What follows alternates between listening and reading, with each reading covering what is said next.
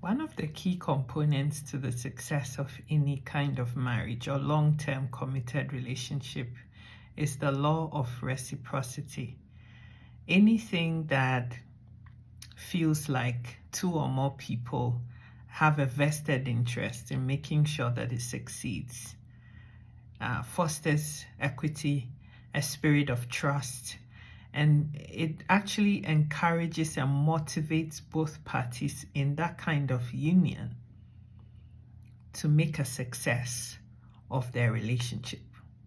For many years, and going back in history, you attend lots of traditional marriage ceremonies back in Africa, and the emphasis to the success of the marriage is always laid heavily on the female or the woman's shoulders. You hear things like, if the marriage is going to stand and be able to succeed, it depends on the woman. The success of the home lies squarely on the wife. But I beg to differ, because the wife is not marrying herself in the marriage. It takes two to tango. So if two people are marrying each other in that relationship, both female and male, then it's just fair that both parties are equally invested in trying to make sure that the relationship succeeds. If there's equity in giving, sharing, whether it's emotion, your spiritual life, finances, romance, intimacy, time together, house chores, and all the things that are equally important to keep your relationship and life together going. And both parties are understanding that they have equal responsibility to make sure that it works. It does. I grew up in a home where I saw both parents make meals for the whole family. I grew up in a home where I saw both parents at different times do groceries for the house. There was never a time where my dad felt that my mom had to be the one that was responsible for making sure there was food at home. They talked through issues, discussed things openly, and we were given the opportunities to express ourselves as members of the family. If you don't start your relationship on that basis, where everybody sees that this is something that we both are jointly vested in, and it is our common responsibility to make sure that it works, you dig holes in your marriage. You always cause conflict, and you end up with issues that sometimes become irreconcilable. And unfortunately, a lot of marriage just end up ending for that reason.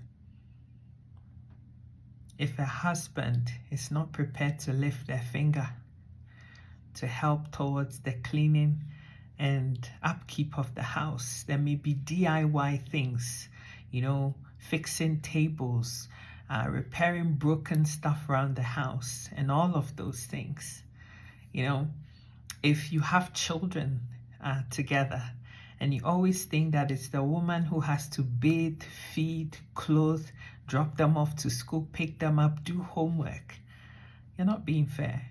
Because at the end of all that, if a husband is also on top of that expecting to have a good drive of intimacy in bed after all of that is expected of the other half, you are not demonstrating that the woman that you call wife is somebody that you actually cherish and love. Because when you love somebody or something, you protect it, you profess it, you provide for it, you cherish it, you take good care of it so that it can last for a very long time for you.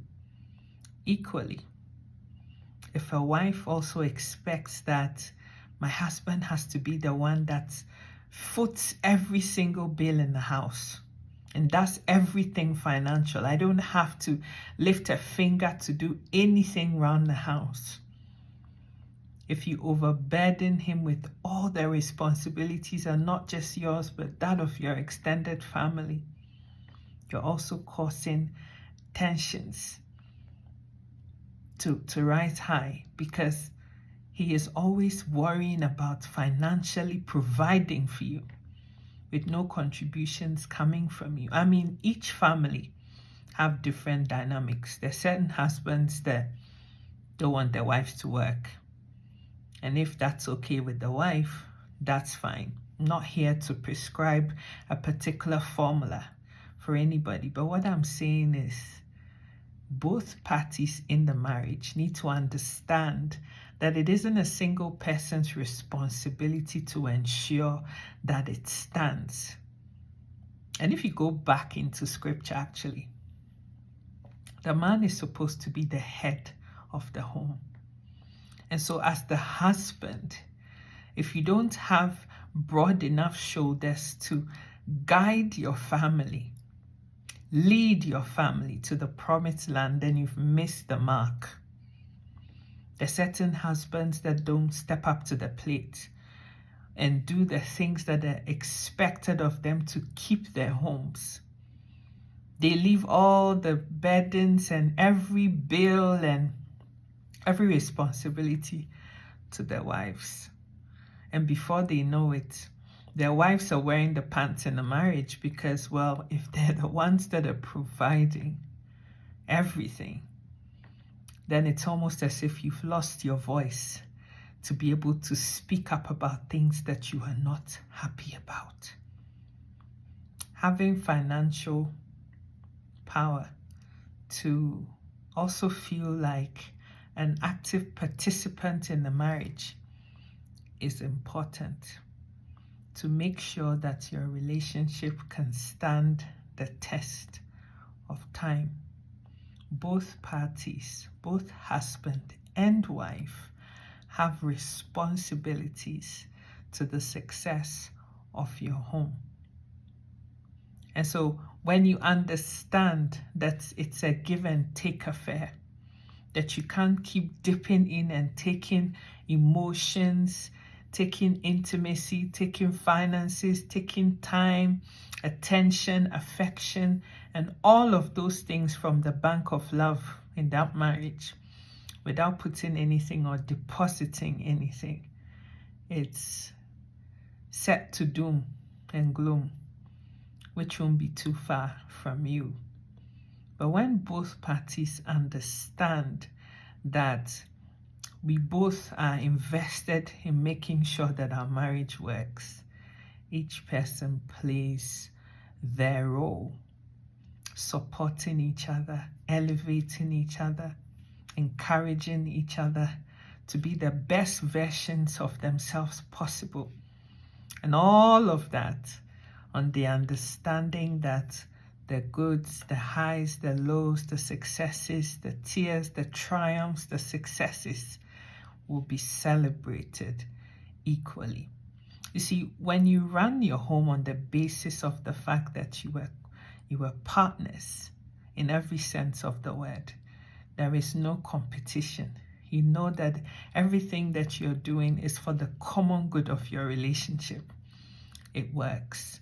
When you work against each other and trying to compete with each other and trying to prove that you're the better spouse compared to the other one, you set yourself up for failure, because there's no teamwork. Marriage is a team effort. You can't know everything. You're supposed to complement each other.